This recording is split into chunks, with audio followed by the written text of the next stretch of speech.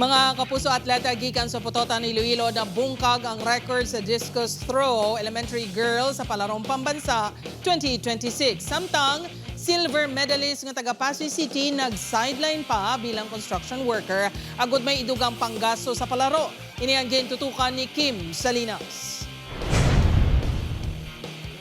Liwat naman nga nagpangibabaw ang abilidad sa Ilonggo sa nagapadayon nga palarong pambansa sa Agusan del Sur. Record breaker sa discus throw elementary girls ang tumandok sang Barangay Naslo, Putotan, Iloilo na si Althea Grace Prosperoso. Na-break sini ang 35.56 meters nga record sang naligan niya palaro matapos makakuha sang 37.15 meters nga distansya sang ihamoy. Hindi lang kanungganan para sa atleta nga si Narish Alarilla Arimudjan gikan sa Pasay City ang pagkuha sang silver medal sa javelin throw secondary boys, kundi oportunidad nga makapundar sa negosyo nga magamit sa pag-eskwela. Pareho na lang sang pagbakal niya sang idik sang mabato ng 10,000 pesos ng incentive halin kay Pasay City Mayor Stephen Palmares sang nagdaog ini sa Wevra. Liwat niya kuno imakal sang idik ang nabaton nga incentive sa pagdaog sa palaro.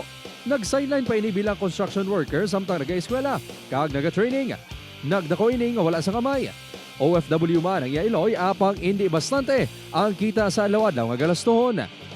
Antes gani mag-adto sa palarong pambansa, nag-adto pa siya sa Malay, nag-obra na siya sa bilang isang construction worker para nga may kita pagin siya.